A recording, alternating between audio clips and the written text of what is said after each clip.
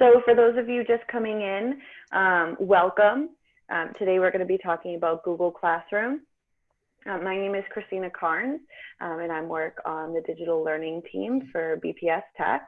My co-facilitator today is Kate Ziegler, and she is also, we're both instructional coaches on that digital learning team. So it looks like we have quite a few people in here, which is wonderful. A couple of housekeeping announcements. I'm going to be sharing my screen in just a moment. But before I do that, if you are not familiar with Zoom, if you just take a look at the bottom of your screen, you'll see a black bar on there. You can go ahead and mute yourself if you're not speaking. And there's also the chat icon down there. So if you open up the chat, that's where my co-facilitator Kate will be monitoring that chat. So if you have any questions that arise during the session, then you can ask those questions in there. Also, any comments, like if you want me to slow down or if you need me to repeat something, go ahead and put that in there as well. And then Kate will give you any announcements or pertinent links that we plan on sharing. All right, so I'm just going to get started here. Welcome, everybody. Thank you so much for being here this morning. I hope everybody has had a good, if not very strange week, and that you're adjusting and feeling okay. And hopefully after this session, you'll feel a little bit more comfortable with Google Classroom. All right, and then Kate just said, please introduce yourself in the chat. And also we'd like to direct you to the attendance form that Kate just put in there. That attendance form will provide us with your information and your email addresses so that I can send you a recording of this session after the fact, and anything else that resources that I may mention as well. All right, so I'm going to go ahead and share my screen here.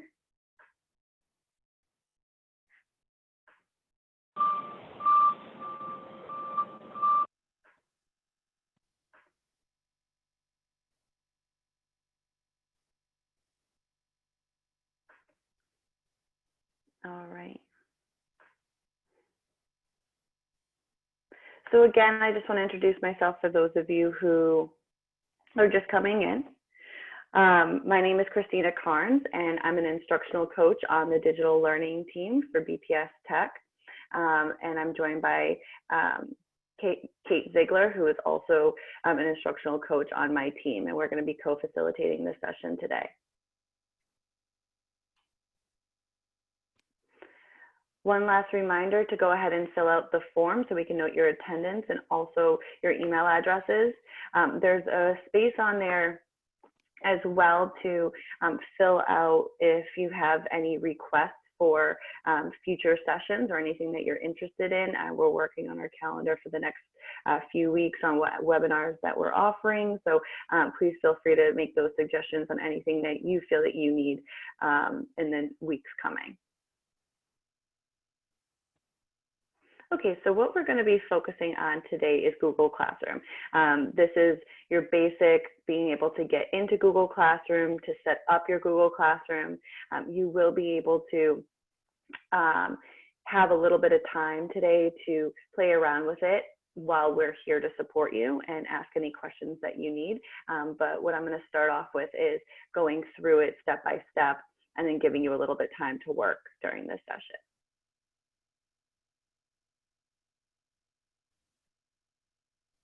All right, so let's get started by logging in. There are a couple of different ways that you can log into Google Classroom. The first is just through this link right here. It's classroom.google.com, and it'll prompt you there to go in through your Boston Public Schools credentials. The other way, which is my preferred way of going in, is through your web browser. So if you're logged in Chrome with your BPS credentials and you open up a new tab, you'll see your BPS, this is me there, my BPS account. And then you'll see this, we call this is the waffle, is somehow, sometimes how we refer to it. It's just a listing of all the Google apps. And Google Classroom typically lives on your second row there. We're going to go ahead and click that.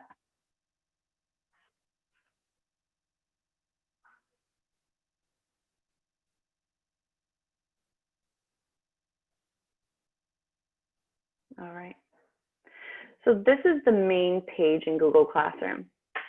It's your landing page where every time you log in, you'll be directed to. What's nice is that this looks just like what the students would see on theirs. So they might have, depending on the grade level, they might have their different teachers' classes in there, and they'll be side by side. So this is a pretty clean view of what the kids will see as well as what you will see. This part right here, this plus sign, as a teacher, you have two options.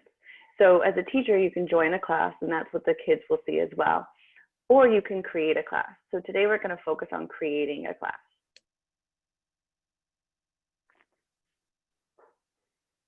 When you go to create a class, you can put in your class name. So I'm going to do sample class 3. You'll see a running list of all these webinars that we've done with all my sample classes. I'm going to have to start getting a little bit more creative with my class name. All right, so this part is the only part that's required. Sample class 3 is what I'm going to call it today. The rest here is section, subject, room. For that, it's completely up to you. Those are optional. You can leave them blank. For our purposes right now, I would say that you may want to, at somewhere here, add your name as well as the class or the section name. And we're going to hit create. It does sometimes take a minute to create a class, so that is completely normal.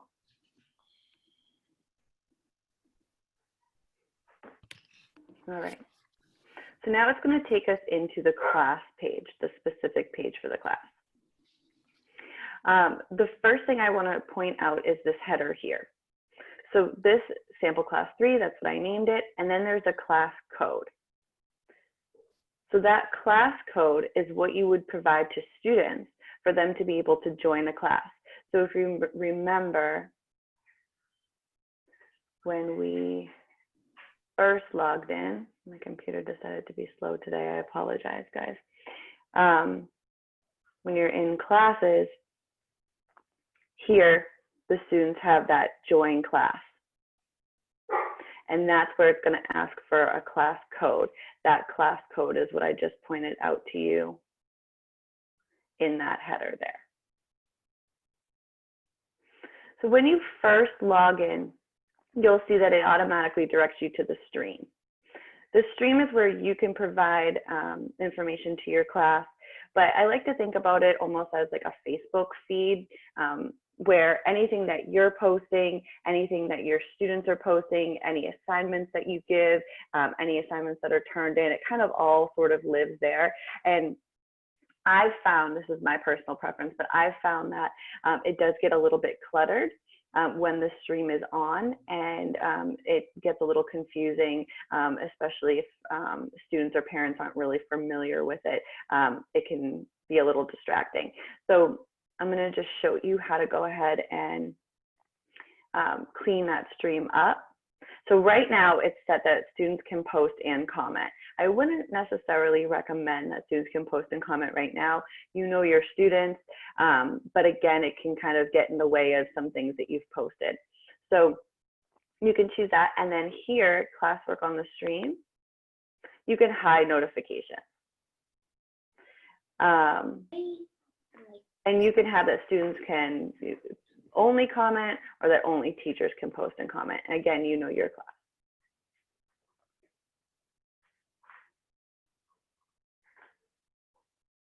The next tab is the classwork tab. This is where personally I live, and I just have the students always just kind of know to go right into the classwork tab when they sign in instead of going to the stream. Here is where you can assign work to your class. You can create assignments and questions. You can use topics to organize classwork into modules or units. There's also, you have really kind of a ton of options on how you organize this, and we're going to go into that in a moment. But you can create an assignment, you can create a quiz, you can post a question, material, or a topic. So I'm going to start out with the topics here. Now, there are a lot of different ways that you can organize your classroom. It's really personal preference.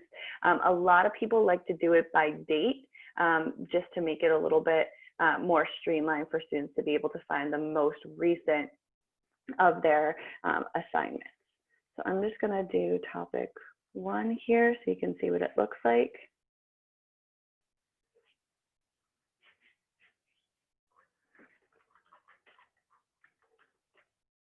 And then topic 2. Okay, so these are the topics here. And now I'm going to post an assignment.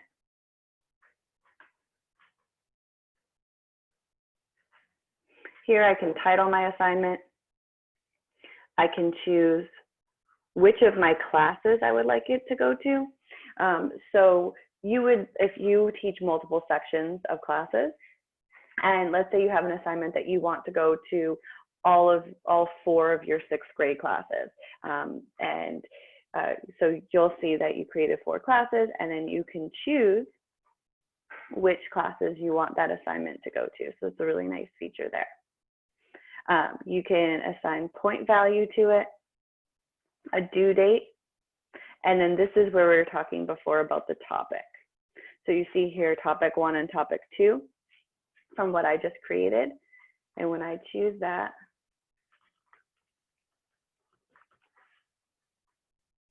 and I hit assign, you'll see it here. What also is really nice is, let's say I, by accident, I put sample assignment underneath topic 1.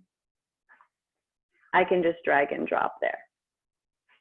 All right, I'm going to pause for a moment before I go any further and open it up for questions, or if anybody wants me to repeat anything that I did, or has any comments. Kate, is there anything in the chat that I should be focusing on? I'm seeing one question about students submitting work that then later the teacher can't see. And I never like to tell a student, like, you're lying, no. So there can be glitches, like it totally can happen. So it could be that the student forgot to upload something, deleted their document by mistake. So hopefully that's not happening a lot for anybody, but if it does happen, usually I just speak to that student directly, try to help them find that work and get it in. But in a big class, I mean, really probably wouldn't see that happen too often, but I imagine glitches happen. For the most part, I can say I haven't seen it happen for me. The only time I have seen that happen is when you're posting an assignment, and I can go through that right now just for the people who are in here. So when you go to post an assignment and you're adding, you can add a file. So if you're working off of a template and the file is not a Google file, like a Google Doc, and instead it's a Word document, I have seen that be a little glitchy, where if it's a Word document and the students are trying to write on it and then give it back to you, it doesn't really kind of flow in the same way, so that could be a problem. So if maybe that was part of the problem, I'm not sure, but that is one way. We also have our students notified when a new assignment is posted. And some question about inviting guardians. Okay, great. So what was that first one, Kate? I'm sorry. Are students notified when a new assignment is posted? Yes. So actually, all students are notified, but there is a feature where you can hide notifications, or I don't know actually if students can go in and hide all notifications. I do, because I don't want all the notifications of the assignments that I have that are due. But Yes, They and get students will notifications get in their email. yes, they'll get it in their email. Okay, so people, so I can answer that question right now. This tab right here is who is in your class. What's really great is that you have the option to have co-teachers, and those co-teachers will have the same permissions as you as the teacher in the class. And it's, again, this is a Google product. We use Google for our Boston Public Schools emails. So as soon as I put in Kate's name, I can now invite her pretty easily. And now she's invited to join my class as a teacher. Now for students, I had mentioned to you before about the class code. This right here is one way that you can have students join your class. However, you need to be able to provide them with that code. I'm going to go into a couple of different ways that we can kind of get in touch with students if you don't already have a Google Classroom set up. The other way is to invite students. Now, if you have 100, 150 students, this, could potentially be a little time consuming, and I do have a workaround for that I'll get to in a moment. But again, you can just start typing your student's name. Let me do somebody else. I'll do Casey this time. And then Christina, when you're done, can you show how to shut down so that students can't post to the stream and talk to each other?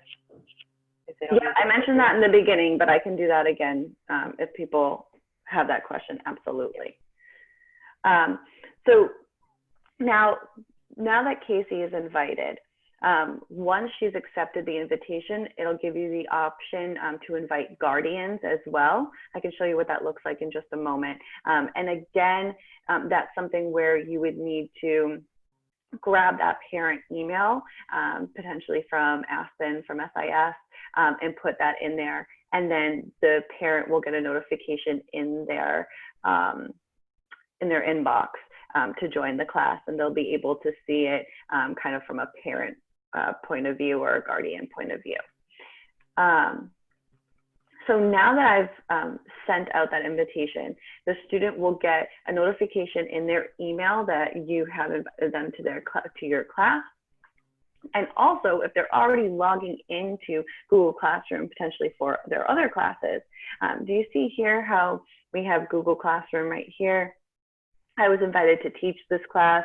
Your students will see you're invited to participate in this class, and they would hit accept. So it'll live right on their page there. Let me show you one of my, Christina, we have a lot of questions coming up in the chat that I'm not even sure we could answer them all right now. Okay. But we have some time. Okay. So I missed what you were saying because I was looking at the chat. Are you going over the shutdown chat features right now? Not yet. I'm just going to finish up on this part because I wanted people to see the guardians. Okay. So underneath students, once these people have, the students have accepted and they've joined your class, you have this option to invite guardians. And again, you would just put their email in there. Okay, so I'm going to go back to the stream. And so right now, I could add a comment in here. Now, if I go to settings,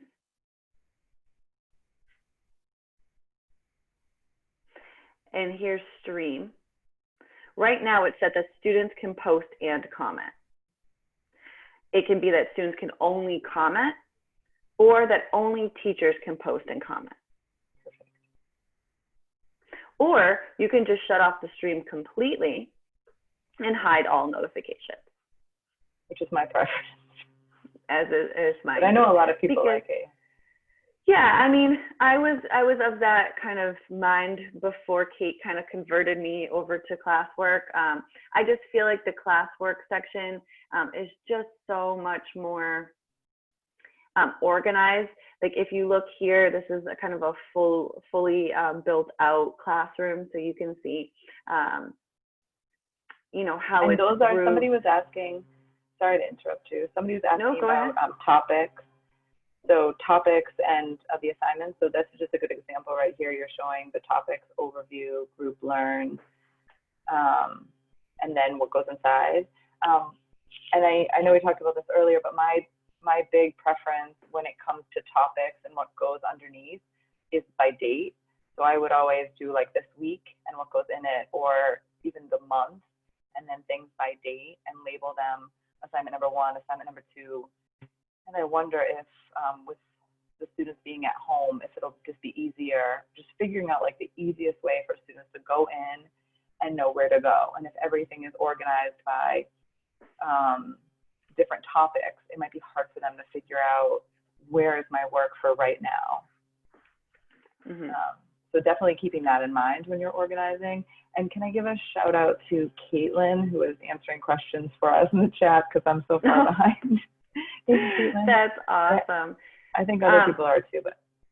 That's really great. So actually what I'm going to do right now then is I'm going to go back here and give us just a little bit of time by showing a video. So I'm going to show this video. It's just a very kind of quick, much prettier overview of what Google Classroom can do. You'll see some features in there that we're not going to really go over so much today in this session, but we are going to have another session at 11 with a little bit more of the advanced features of Google Classroom. We just don't want to overwhelm anybody during this session right now. Once we watch this video, we will be able to direct you to some really helpful links, which is in the Teacher Center for Google, and give you some time to set up your own Google Classroom and ask any questions that you have while you're going through that process. So I'm going to pause now and play this video.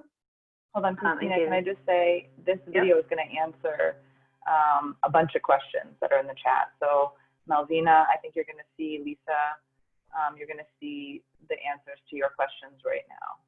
And Amy.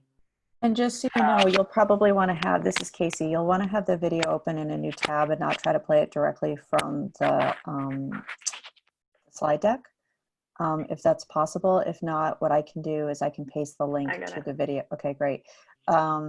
If people have issues with the video, what they can do is they can play it in a separate tab, but just so you know. Yeah, I think I'm going to open it up right here, so it should be good. Perfect. And it's okay if there's not sound. Nobody's talking on it. It's just music.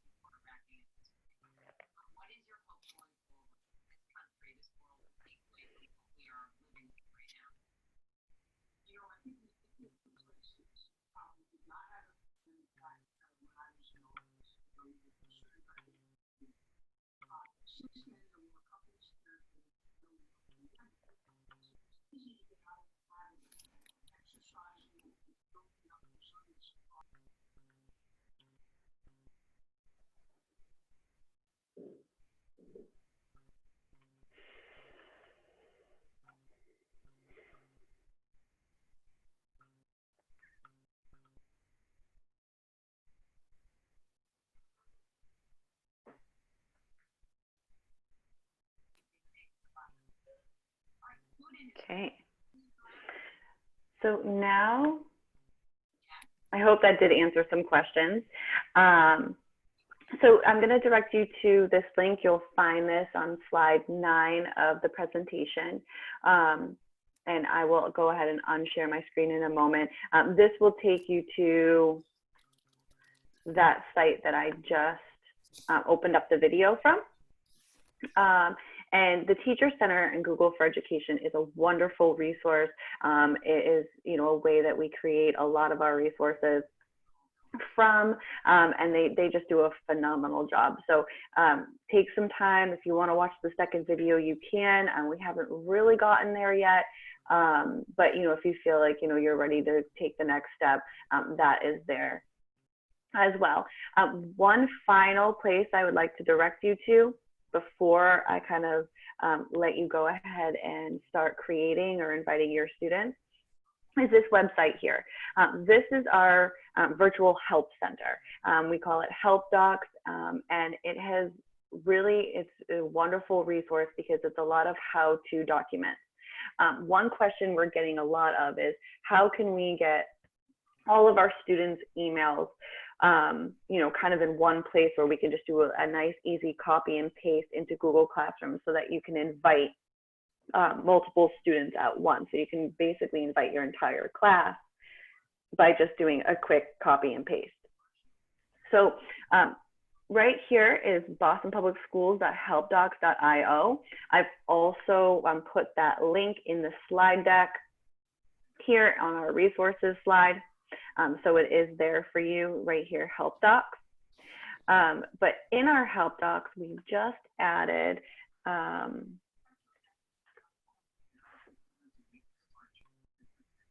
how to run a Google Classroom list as a teacher. And this will take you through the steps of going into Aspen and pulling all of your student email addresses, being able to save it as a CSV file and open it in your Google Sheets. That sounds complicated. However, this is your full step-by-step here. It's going to take you through it so you can have this and just kind of do the step-by-step with SIS Aspen open on your screen as well. And it'll take you through that. So there's this one. And I'm just going to put this article in the chat. If I can find the chat. And I'm going to show you. Kate, can you put that one in the chat for me? I lost my chat. Okay. Now it goes on. Okay, I'll grab that in a second. I'll do that while you guys are working. I'll put that in the chat. But the other one I do want to show you is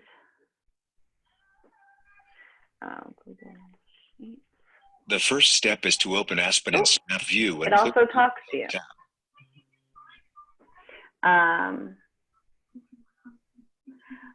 I'm gonna pull for you guys. You don't need to watch me search for it, but I will also share with you how to take a CSV file and open it up and manipulate it within Google Sheets. And so I'll share both of those links in the chat while everybody is working on creating their Google Classrooms and inviting their students to join. So I'm going to stop sharing my screen now, give you guys some time to work. It's 10:30 now.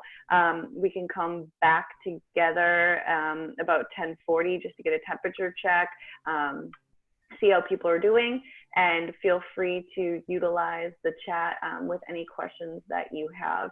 And then we can answer those hopefully, in the big group if it's a bigger question for everybody, or one-on-one as well.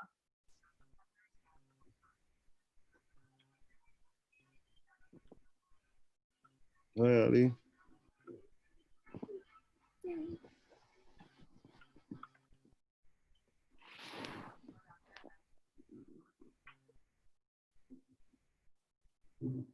Yeah, and Christina, someone in the chat just let us know that you can't invite guardians until the student accepts the invite. Or, I mean, I think that might be true. It is, yeah. So if you look, when I was saying before, it doesn't even give you the option to invite guardians until the student has accepted. So there shouldn't be. So you'd have to go, yeah, you'd have to go email students and guardians, give them that code. Once you add students, they won't need the code anymore. They just go to Classroom Google and they click accept, but you could still share it in case.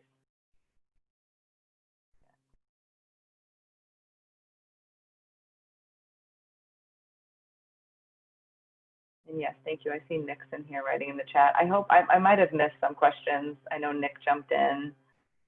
Sorry if it's crazy. We are going to save this, this Zoom, and we can, if you sign into the attendance sheet, we'll send it to you so you'll have access to that chat and those links and the video again. I'm going to add that form in here again for everybody. So please. Can I jump in here for a second? Hi, Nick. Yeah. Hello? Hey. Hi, everyone. So some of the questions we're getting is, can we add students who don't have a BPS Gmail account? You can't, unfortunately. It needs to be done through the domain. And so unfortunately, there's no way we can do it without using the BPS Gmail. It can't be done any other way. The guardians, yes, if they have non-Gmail accounts, but once you get the students set up with their BPS Gmail account, non-Gmail accounts, that's no problem. But you have students. Oh, Nick, I think you're cutting out, and we missed that last part. Yeah, unfortunately, can you guys hear me now? Can you hear me now? A little bit. A little choppy. Okay, let's see. Let me try this. Yeah, so again, you need a BPS Gmail account to accept the invitation, and then you can add guardians with any type of email address. But that initial BPS Gmail invitation to the student needs to be accepted first, unfortunately. You guys get that? Yes. 10-4. We got All right, great. 10-4.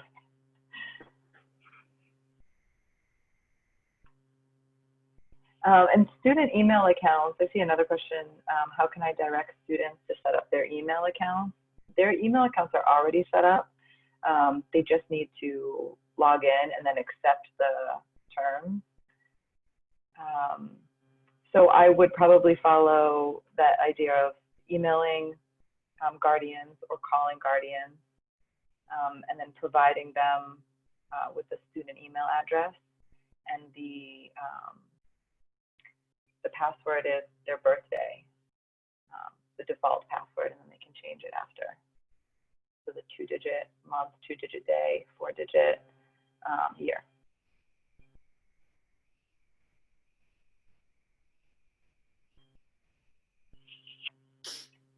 Christina, oh yeah, awesome. So Christina's posting in the chat, right?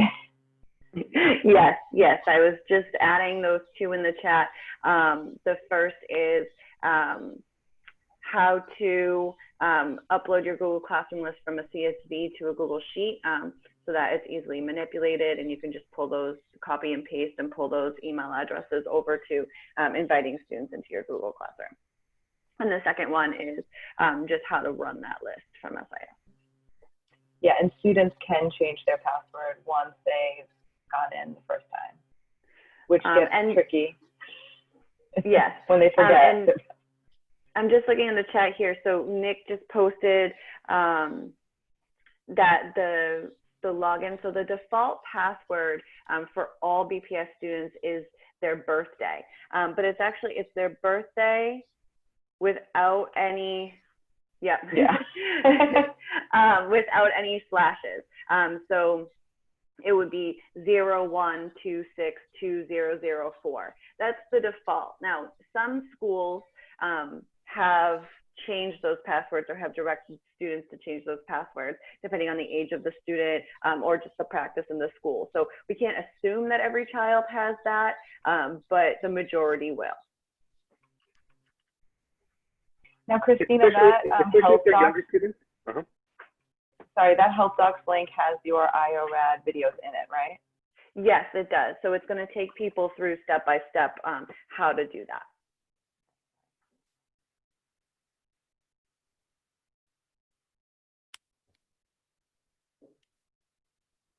No. Yeah, that's a question I see a lot of, because of course we work with a lot of partners, city year, volunteers, things like that. Unfortunately, if it has to be with Google Classroom, they have to have a BPS email. There's really no workaround, unfortunately, for that. It has to be a BPS email address. But you know, we did think of some workarounds in terms of like collaborators creating content. So collaborators can create content, say through Google Docs or Google Slides. At my daughter's district, I can't even see her Google Doc. So if she's writing an essay, I can't even look at it because they don't allow outside of the domain on email, but BPS does. So other domain names can a student could share their work with a collaborator through the share feature. They might not be able to get into Google Classroom, but they can use Google Docs and Google Slides. It's just that the student will have to share that with them directly, or the teacher could share those specific files with them directly. And then collaborators could create content like Kahoots or you know, Quizzes or any of those outside content providers, and then give them to you and you could post it in your classroom. And Christina's posting that Aspen tutorial for the CSV files, which I need all the time, every time I play Aspen. Yeah. So that will be helpful. Okay, so this is a great question that I've heard a lot of. And how is this different for specialists that may have like 600 students? Absolutely. You know, really you have to think about how you organize your grade book really and your students. So if you wanted to create one Google Classroom for each one of your sections, you can. I'm sorry, hold on one second. Kate. I can answer. So, so right now, I think a lot of what we're doing, I think a lot of what we're doing is non-graded because you know, a lot of students don't have Chromebooks yet. You know, there's a lot of question around who has access. So we're just trying to get a lot of supplemental material out to students. So I would say design your Google Classroom however you see fit. If you want a classroom with 600 students in it, so that they can get content, you can do that.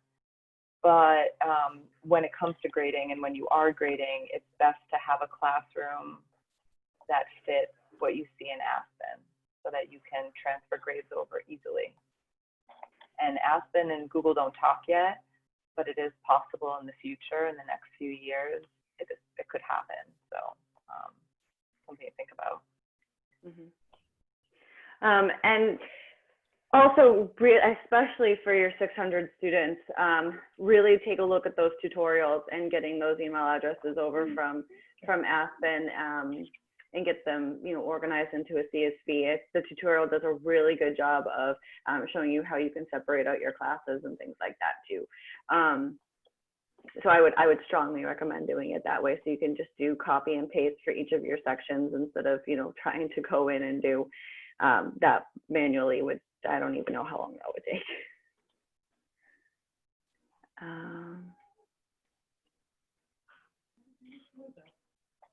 I think the chat slowed down.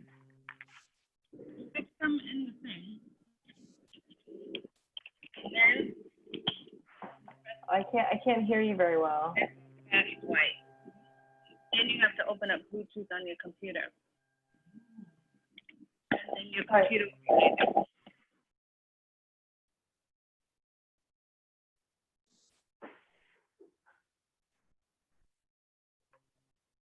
Okay. So I said 10:40 that we would kind of come back together and see where everyone's at.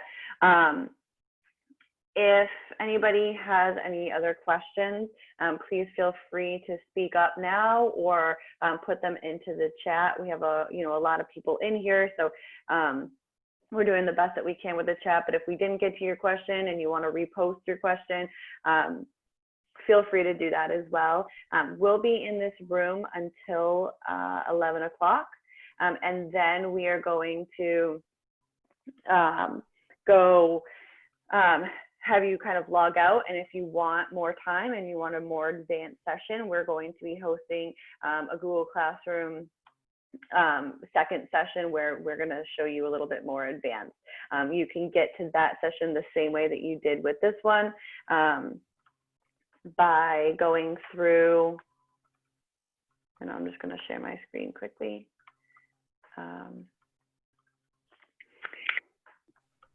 By going here to our sort of landing page for digital learning resources,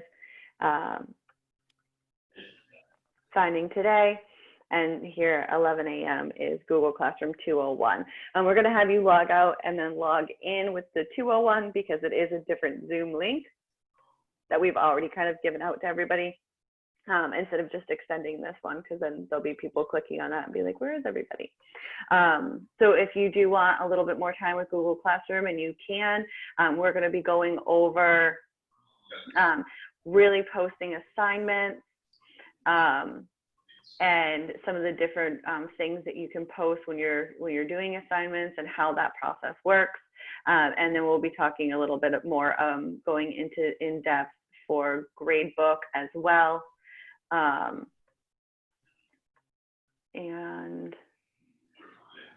I just want to see here. How to do polls and ask questions, making comments on student work, and using PDFs, how to change them into docs and things like that.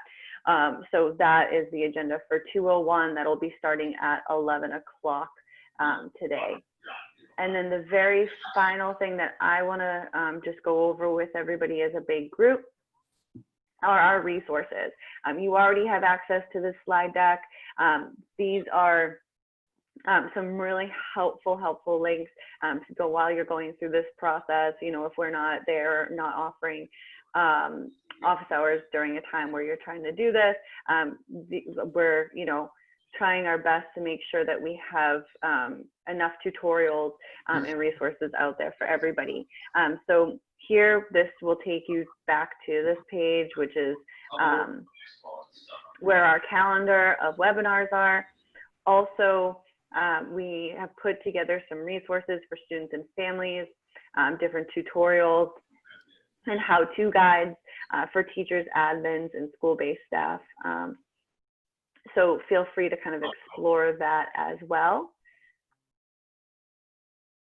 Those help docs has much more than just the two that I put in there. You know, really any technology related question that you have, whether it's Aspen, Clever, Google Classroom, any of the apps that, you know, some specific schools may be using. Even during this time, if you're thinking about what kind of video tools that you want to use with your students, there's some comparisons on the different tools that are out there. And all of that lives in help docs. Here, you can just search here. You can kind of see the top articles of the day. And then there's also categories. So if you want to take some time to kind of browse through there and bookmark anything that you might find helpful, I would recommend doing that. And then my last little spiel is when you're in Google Classroom, really try to, we do like to encourage that you're not using PDFs if at all possible, only because the accessibility piece, it makes it a little bit hard for students who need the text read aloud or need to manipulate the text in any way. A PDF makes that a little bit difficult, but if you do use a PDF, please consider using this annotation tool. It also does read aloud and has some other cool features, and so that is there for you as well. And lastly, these are just some of our general resources. This YouTube channel in the coming weeks is going to be populated with recordings of all of the webinars that we've been doing, the different topics, and they'll be captioned and accessible on our YouTube channel, I'd say in the next week or so. All right, so we'll be in here until 11. If you feel like you want to just stay in here and work in case any questions come up, feel free to do that.